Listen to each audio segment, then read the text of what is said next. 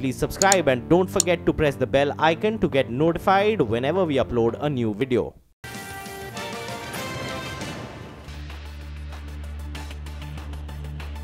Movers and shakers there, and let's start off with Abhishek. He's joining in to tell us about Muthoot Finance. Abhishek. Well, Nigel, the loan growth has been, in the single digit for last 4 quarters, and that is one of the key reasons why the stock is taking a tank today. Asset quality also deteriorated on account of the transition to 90 days past due as against 120 days past due earlier. So gross NPA in absolute value increased by 28%, and as a ratio, it was close to 7% versus 5.6%. But for gold financiers, you don't have to worry for the asset quality because they are well collateralized with the gold that they have under security. However, P&L remained weak as net profit was at 451 crore, down about 3% on a sequential basis. Back to you. All right, Abhishek, thanks very much for that. Granules India took off flying this morning, continues to hold near the highs. Ekta, what's the news? Well, Granules India is in focus because they've received approval for a Gynac drug called Methagene, generic, or the generic version of Methagene rather. Now, this particular drug is important because Lupin is actually selling the branded version of this drug in the US already. It's around an $80 million franchise for them, and it's sold under the name Methagene.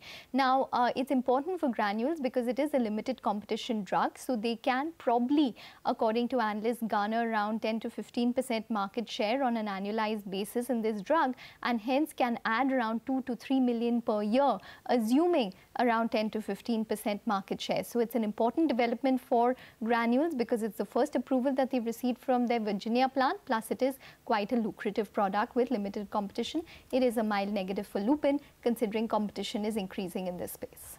Okay, all right. Thanks so much for that, Ekta. Well, let's hop across to Sonal. She's going to tell us about Brigade Enterprises. Sonal. Well, weak set of numbers reported by Brigade Enterprises, Nigel. If we talk about the revenue, that went down by 22%. EBITDA and margins also contracted. Even profits came in lower by around 81%. And what led to these lower profits is the higher finance costs that went up by 26%. Also, the company incurred one-time cost on demerger of around 11 crores.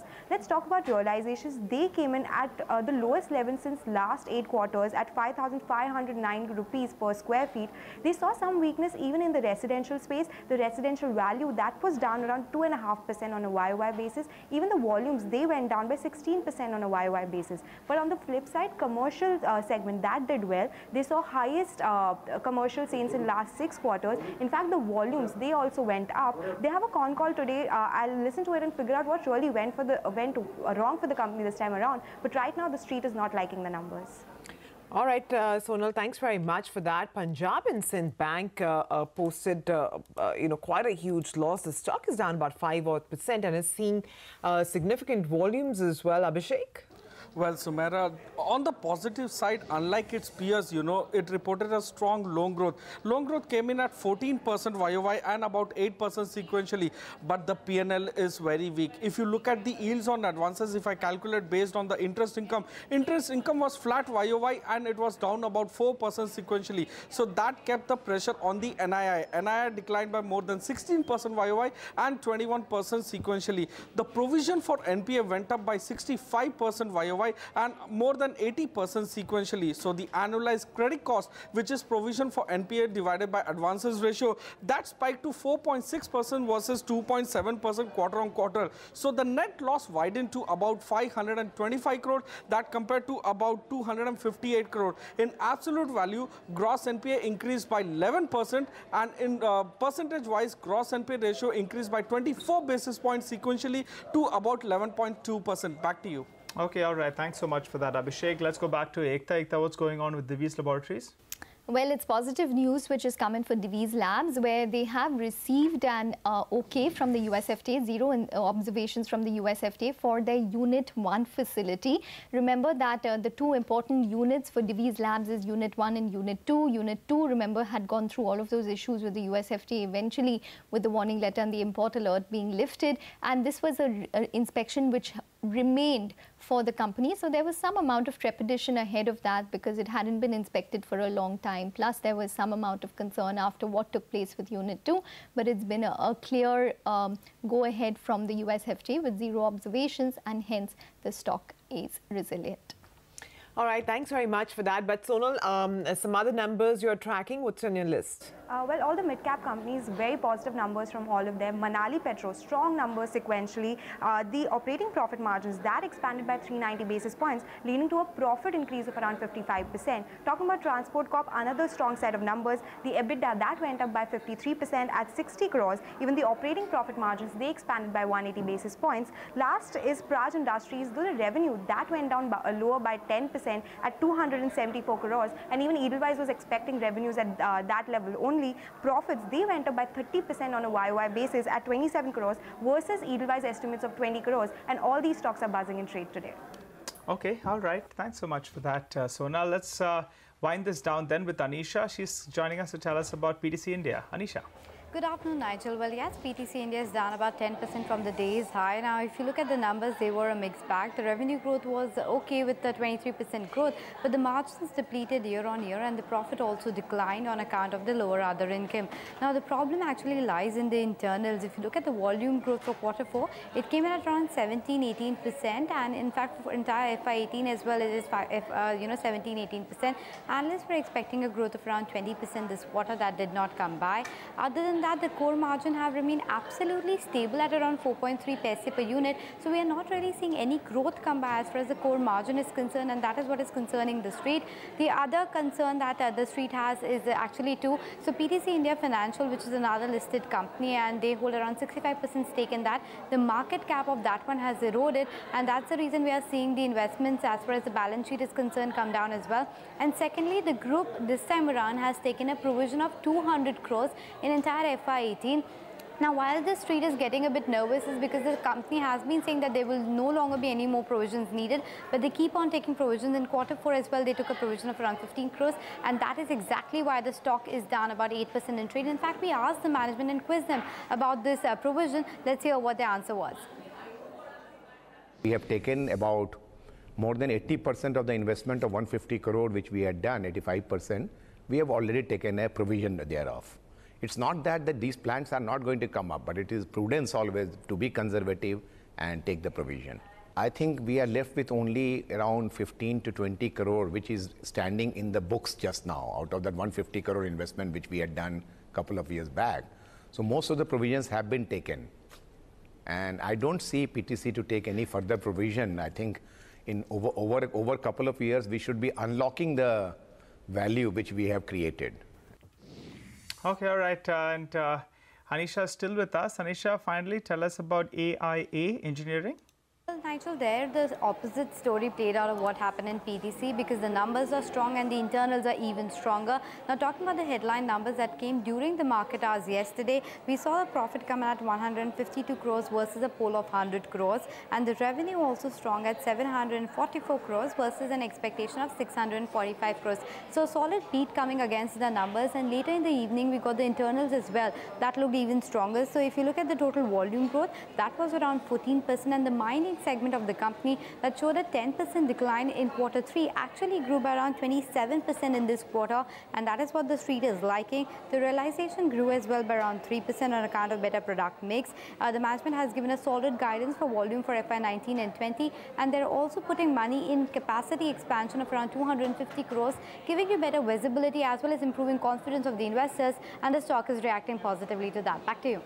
All right, Anisha, thanks very much for lining that up for us. Quickly, let's recap all the buzzing stocks then. There's Muthoot Finance, Granules, Brigade Enterprises, Punjab and Sind Bank, Divi's Lab, Manali Petro, Transport Corp, Praj Industries, PTC India, and of course AIA Engineering. Stocks that are actually buzzing around Petronet LNG.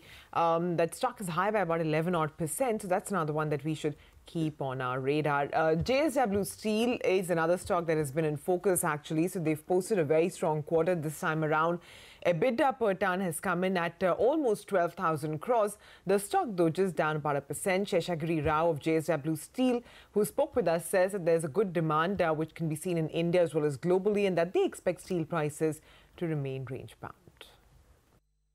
The robustness in the steel demand globally, and also the discipline the Chinese are today exercising in moderating their exports. Okay. It is expected that the steel prices are range-bound in future. Okay. Even in India, we are seeing a similar trend. because there is a very good demand that is picking up. The momentum is very strong, growth momentum. So considering that, we feel the steel prices more or less will remain at the current levels, if not they go up. Financial year, our product mix is going up. So therefore my EBITDA margin should be higher. Number two, we identified certain cost savings which are going to happen in this year. Right. Like our coke oven plant at Dolvi is starting 1.5 million ton. Right. So where we are buying the coke today vis-a-vis bought out coke, if I compare, each ton of coke I use, there is a 4,000 rupees difference between bought out coke and purchased coke. All right. So this will get commissioned by September 2018. Okay. So there will be definitely a 6 months benefit on account of that, which would flow into the company. Pipe conveyor, where we are spending a lot of money on the logistics at Vijayanagar. So that is getting commissioned in this year. Similarly, lime plant, which we were buying earlier, so that is getting commissioned in this year. Well, the dollar index has shown some strength over the last few days. And remember, when the dollar index strengthens, it's not very, very good news for LME prices, base metal prices on the whole. On that note, but Hindalco, they posted a rather mixed set of numbers in the past quarter. My colleague Kevin Lee caught up with Satish Pai, the MD of the company, to discuss the financial highlights of the year gone by and what's the outlook for FY19. Let's listen in. The TCRC starts from January 1st to December 31st. So our Q4 was the calendar year Q1. So the TCRCs had an impact on Q4. That's why you can see that the copper results were slightly down.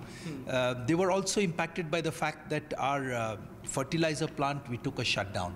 So volumes were at 50%. But now we have fixed that. So going forward, they should be okay. We will take a smelter 3 shutdown at the end of Q1. So that will have a little bit of an impact. But for the full year, copper volumes will be slightly up compared to the previous year. You've prepaid about 8,000 crores of your debt. What does your current debt number stand at? And are there any plans to bring it down during the next fiscal year? So our net debt at the Hindalco India level is roughly around 17,000 crores now. Our net debt to EBITDA in India is at 2.62. So we are fairly comfortable. I think what we will probably do because of the RBI requirements is to take some amount of bank loans into corporate bonds when the timing is right. So beyond that, we will probably pay down some more debt as well with the cash we generate. But once we reach about 2.5, we are fairly comfortable at the net debt to EBITDA, and we'll probably take the cash generated to do more expansion in India. Could you take us through the highlights of Novelis's performance this quarter and also what the EBITDA per ton was and what guidance you can give going forward? So Q4 was a very strong quarter for Novelis. I think that they finished with the EBITDA per ton of around $390 a ton. Their volumes were more, I think, around 700 plus. So they did about 3.2 million tons. So I think going forward, Novelis is going to have a strong year. I think that they're going to do about 90,000 tons more of volume. All right, the other one that we want to focus on is Nestle. It's been a strong quarter for the company. Suresh Narayan, the chairman and MD of Nestle, says that the company's rural play is less sensitive than their urban play. I am a great believer in the strength of the consumption economy of India. Irrespective of whatever nuances we might have as far as other elements of investment and growth is concerned, this is very strongly a consumption economy. There is an overall hum as far as the consumption is concerned, and I believe that this is probably likely to continue for a while.